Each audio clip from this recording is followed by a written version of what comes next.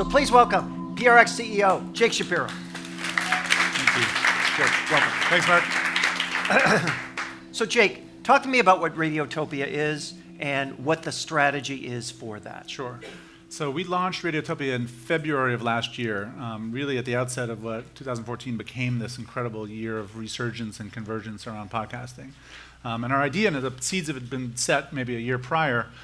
We'd been working with our partner, Roman Mars, who's the fabulous host and producer of 99% Invisible, who he himself had bootstrapped his own show into becoming this freestanding, independent, entrepreneurial product and program, with his audience supporting it through Kickstarter as the way that he really got it going. And we said, could we take the learnings from what he did, and actually that whole path of finding his audience, creating a show, understanding what it meant to be a very different audio-radio product that's not a broadcast, and see if we could extend that to have other independent producers take that leap of faith, create a collective and a kind of a cooperative around it, in the sense that they actually harness each other's traffic and share some of their learnings, but use PRX as essentially the indie label, the distribution marketplace for it. And would that be a model that could then lead to sustainability, a business that grows, build an audience, and ultimately be a place where we experiment with the new forms around podcasting. And that was when we launched in February, and we had at the outset about 900,000 downloads a month, and just last month we're nearing 8 million downloads a month. That's amazing. That's amazing. So first, two things. First of all, this is a business at some point. Yes. So there is a business expectation for this. This is not a hobby, and this is not simply repurposing content for the sake of it. That's right. But the second point is, walk me through the instruction manual, if you will. Walk me through the recipe. When you say, I want to duplicate what we did with 99% Invisible for Podcast X, what do those steps look like? Well, I mean, it starts with finding creative and passionate, talented producers who have a vision and a sound and are ready to own it. And we decided to optimize around individuals who really had that kind of creative spark. And that this was part of the test was, can you take an independent producer who has entrepreneurial instincts and help them along that arc? And it has to be awesome. I mean, they just have to produce something incredibly sticky, the content, the stories. And we decided that it would be more around story-driven narrative, journalism, and entertainment, that was the kind of cluster that was both historically part of public radio, but really resonating with new audiences in the podcast land. And so that was the sort of origins and the root of what that could be.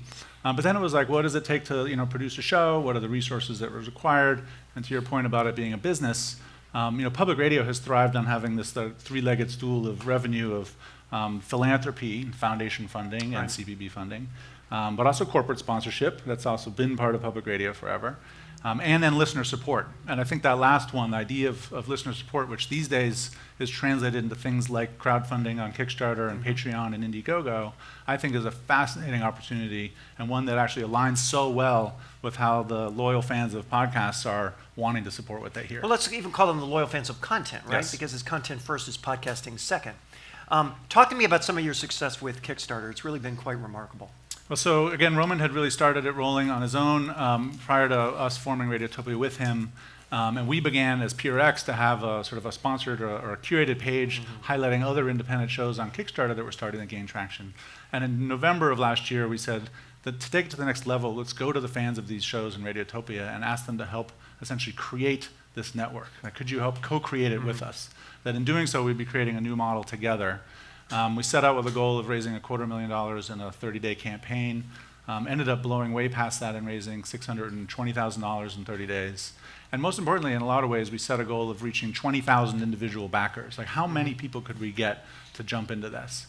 And the outpouring was incredible, of course. And the realization that sort of buried in that audience are true fans for whom the invitation to pay, to support, to volunteer, to do something to get engaged with the shows that they love, there's no limit to that. And I think one of the things that there's no limit to that? We had people who, even after the Kickstarter ended, are flying out to attend Radiotopia gatherings. We had a couple donors who went beyond the sort of levels of giving and gave $5,000 twice, over Twitter because they wanted to help us match other foundation kind of giving that was going to do it. We've had people who are essentially saying, how can I volunteer to help support the shows? The kind of volunteer, passionate public radio stations have had for a long time. I think what's interesting is that it's broken open to a much bigger audience that maybe had never found a home in that particular configuration of broadcast, but have never been invited into the new digital sphere. I'm always stunned that kind of the revenue model for public radio is one thing, but the revenue model in general of going to our fans for their support seems to be one of the last ones we often think of. I think that's one of the big missing pieces. I mean, certainly podcasting right now in particular is surging in part because advertising is very successful in it, Right. and the CPMs are high. The brands are seeing the same kind of loyal engagement, and that's valuable to them. It's solving for mobile, because of audio ads are solving for the display problem in mobile. So we're not giving up on that part at all. In fact, we see it growing. But I do think the missing piece and the most exciting one, and that it's sort of like bridging from our heritage in public radio into what I think is a powerful future, is the upside potential of the true fan. And that right now, like that is just gone. Like that $5,000 donor in an advertising model is 1/1000th of an impression. We That's never right. would have known him there. That's That right. same person in a subscription model is capped at $9.99 a month, and you would never know he's out there. And if you have a way that actually is powerfully connecting what they already want to be doing, and this is where we need to be able to actually know who that is and have a little insight into the listening, which is actually a problem right now, fragmented in the Yeah, podcast we're going to talk distribution. about that. You used the phrase membership thinking. Is this what you're describing with membership thinking? It's akin to membership. I mean, I feel like for us, having a paywall or a certain membership access only is both counter to our mission, because it's really still about trying to open up and reach the widest possible audience. But I also think it's misaligned with how distribution and syndication is working. And membership might be something where if you're a deep fan and you're paying for something that's exclusive or some facet of exclusivity or something that rewards you as a fan, I could see a model like that. Public radio membership is voluntary membership. And I feel like podcasts and digital crowdfunding follow that same kind of dynamic. One of the things we talked about is kind of the advantages and the limitations of podcast players. And we're talking about whether it's Stitcher or the Apple app, Apple Podcast app, or what have you. You have some interesting thoughts on that, and I wonder if you'd share them in terms of what's missing from those players to make them a more fulfilling experience for fans and a more effective vehicle for the programs on them. I mean, podcasting is still just emerging from this kind of dark age of it being a really niche phenomenon. And we were just talking in the corner. It was 10 years ago, 2005. In the corner. In the corner. There you go. We built our first podcast app in 2005. It was called PubCatcher. It was an open source application. It was before iTunes had even incorporated podcasting. And nobody knew how to use it. I mean, you had to tether your iPod to your whatever, and it just didn't work. And it really wasn't until smartphones and then eventually this kind of surge of mobile listening. And audio was just terrible on the web before then. It was a bad fit. And I still feel like there's a generation of podcast apps that are still stuck in that era that were mostly utilities designed for the aficionados. All the ones that sort of come in, say, like one of their, champion the functionality of playing at 1.5 speed or something like that. Yes. So, we want to make sure you listen at double speed. And I feel like what the opportunity is that finally, I think audio, and again, Serial gets great credit last year for sort of being the symptom of this, that the audio storytelling is becoming a mainstream media format, and that the consumers who have been taught to expect that everything is available on demand, whether it's YouTube or Netflix, when they were told there's something amazing you should hear, they just knew they could go somewhere and hit play and do it. But I still feel like there's, in podcasts, unlike video, there is no YouTube of the space.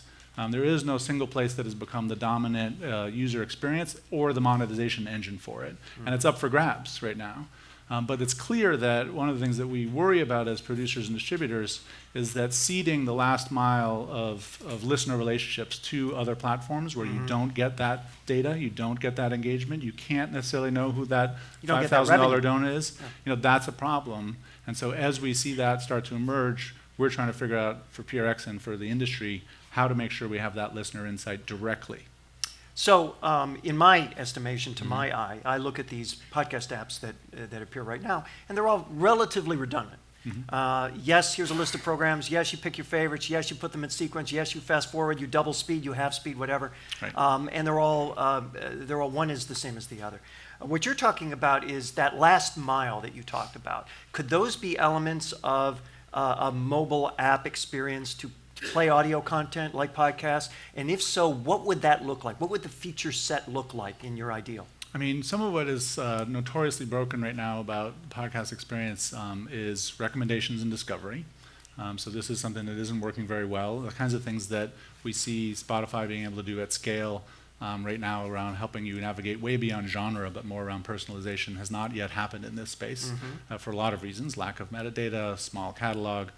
So that's one area that I think we can see it connected to your social graph or other things that will drive recommendations beyond just having Roman say he loves your show and making that the kind of cross promotion. The other has been around this monetization problem, where the lack of data doesn't really help ultimately brands or advertisers, but also in our point of view, like the crowdfunding aspect kind of tie in. So what are you talking about specifically? I mean, so what would the data that you gather help you do? Are you talking about data that would help you serve ads, data that would help you, I guess, substitute crowdfunding? What would that look like? I'm trying to visualize it in my head. Well, I mean, if you know the listening habits and behavior and the data behind that, the kinds of things that we can personalize for you around suggesting the next story, or saying that if you're a Moth radio fan and you're in Philadelphia and the next Moth Slam is next Tuesday night, and we know that you just listened to the last 5 episodes of the Moth story, and we'd love to offer you, a super fan, tickets to that show. Those are the kinds of fan engagement things that are both useful because they build that loyalty. They're worth something. So if you're the Moth, that might be a ticket sale or a premium membership. Or if you're a brand who wants to sponsor that, obviously that would be a big value. So I want to make sure everybody understands this, because I found this so fascinating and so important. What you're talking about, this last mile that you're talking about, is integrating more aspects of the brand experience for the consumers interested in that audio, even though those aspects may not be audio themselves. That's right. They may be experiences, they may be opportunities to buy things, whether it's tickets or merch or whatever. And as we know, I mean, audio experience itself is so intimate and powerful, and people, you have to design around the fact that most people are going to have the app in their pocket. Yeah. They're not likely to be looking at the screen. And you can use voice and interactivity around voice, which I know will be coming up later today as well. So I think harnessing the things that are native to the audio and story-driven aspects, but then designing around it where you actually know how people are listening and catering to their interests. I think that's the powerful part. I mean, I think it's just so powerful because it so clearly illustrates how broken these apps are. And yes. at a minimum, you look at the Apple situation. You say, okay, you have one experience that's music, and one experience that's quote unquote podcast. Well, and the two aren't unified. I think this is what sort of the risk, I think, right now, which is that the biggest audio listening platforms are music-driven. Yes. And of course, then they will continue to be. And there's a big war going on between the streaming giants around this, and Apple will launch theirs next week. And Spotify just introduced podcasts 2 weeks ago. We were one of their providers and partners in introducing podcasts. It remains to be seen if the ways in which stories and audio and spoken word coexist within those mostly dominated by music platforms play out over time. I feel like there's something unique and different about this category, and that it's not just a sort of a subgenre, like equivalent of like ska, that it actually it's deserving of its own experience. And its I own agree with ecosystem. that. I just think it's also possible to put something in a ghetto, a content ghetto, and that's not fair either. So that's kind of my attitude about the unified nature of these things. Talk to me about revenues, especially advertising revenues. How is that ramping? What direction is it heading in, and why? Well, for the podcast revenues have finally clicked in a powerful way, and advertisers are glomming onto it because it's a new format that hasn't had as much engagement that they've noticed elsewhere, and finally it is. And these CPMs that we see in audio are from 20 to 50 or higher dollars, which is pretty remarkable.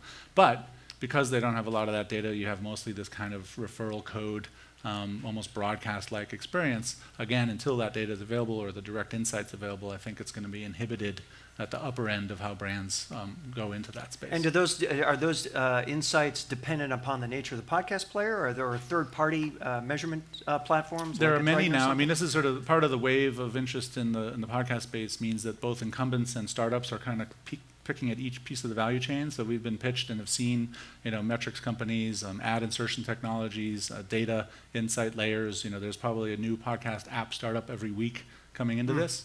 Most of them have sort of missed the point around having a real relationship with the content creators, I think. But I think each one of those solutions is being tried.